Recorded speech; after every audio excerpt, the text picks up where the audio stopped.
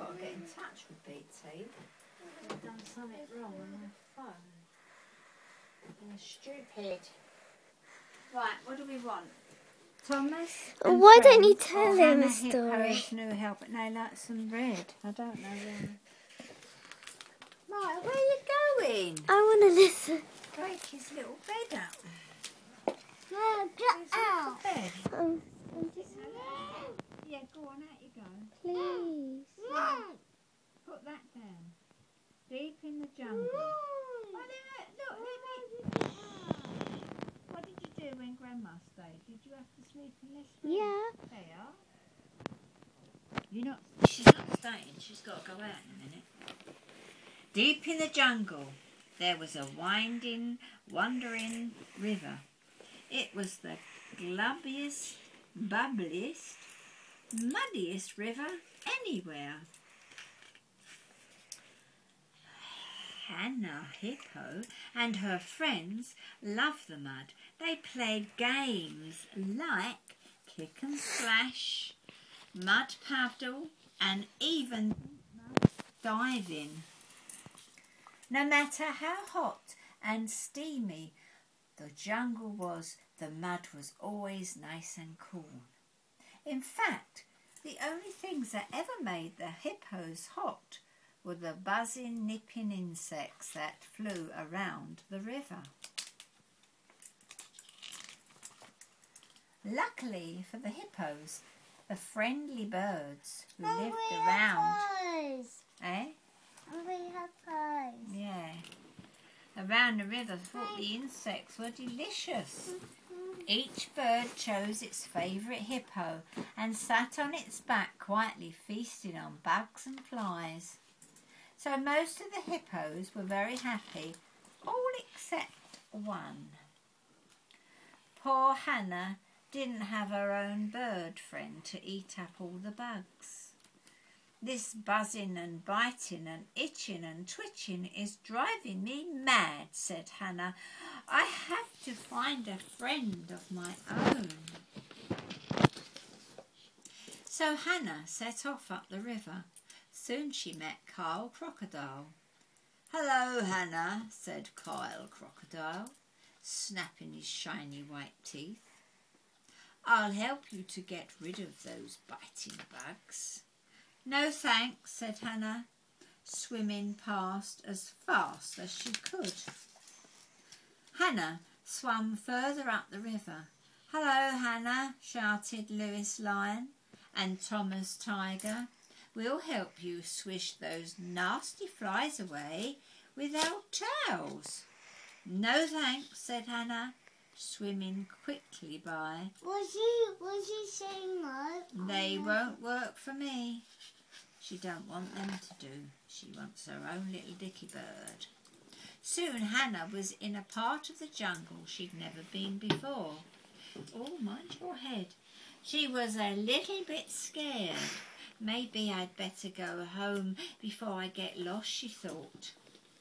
But suddenly Hannah heard something in the trees.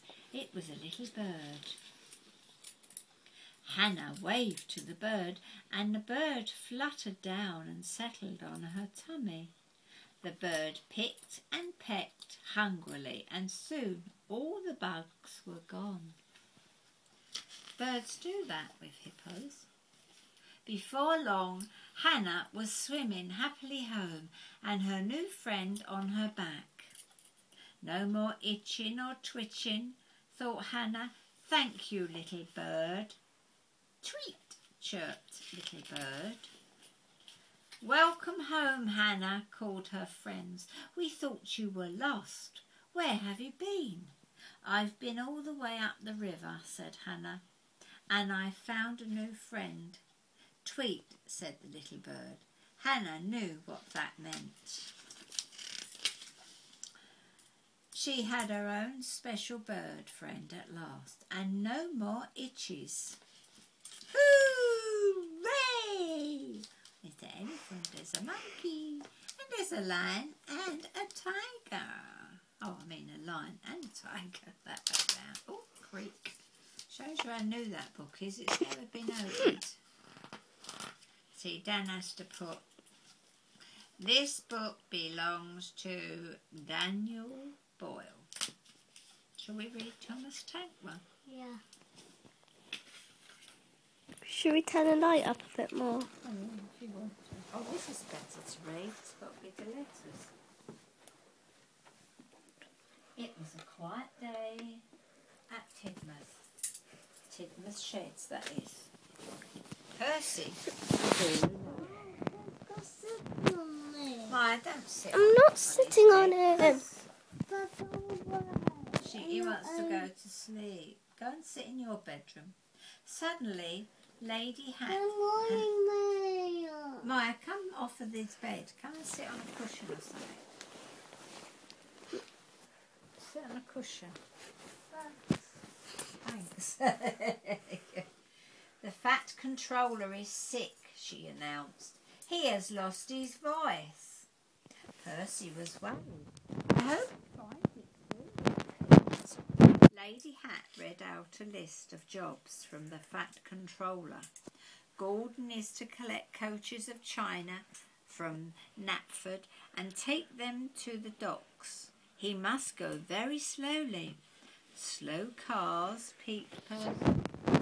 James is to shunt trucks in the coal yards. He must be as busy as a bee. Lady Hat went on. Busy bee, puffed Percy, and Toby is to take visitors to the Scottish castle. He must go as fast as Gordon's Express.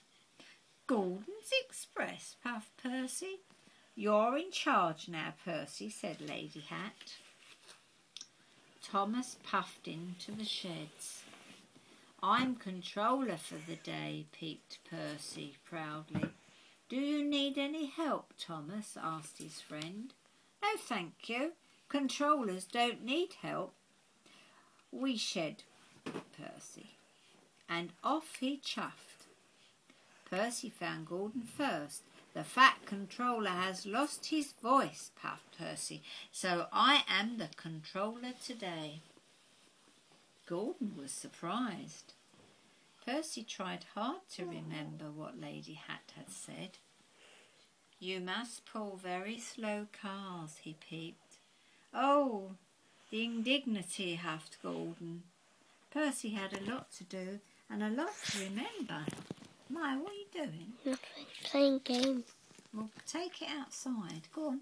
No, I want to listen to a story. Next, Percy found James. Pac-Man. I think you better I've turned down the stuff. It's Daddy, then you're going to break it. I'm not afraid James, of you must be a busy bee, he peeped. James gasped. Do you mean I have to be yellow and black? Yes, James, Percy said. He wanted to keep his red paint. Injuns must do as they are told, Percy puffed away. Next, Percy found Toby. Toby, you must pull Gordon's Express, he told him. Why? Toby asked. He was very puzzled by this news fast. That's your job. You must do as you are told, peeped Percy loudly.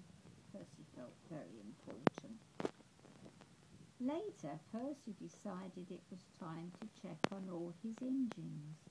He knew what it was the fat controller would do.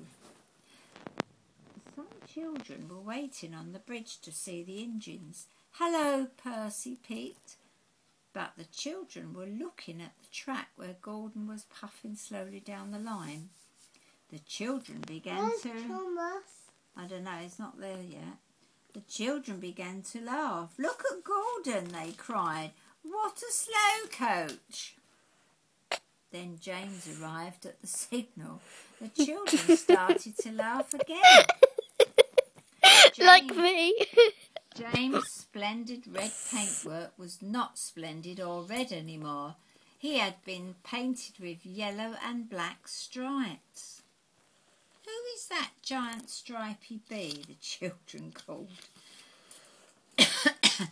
Finally, Toby the tram engine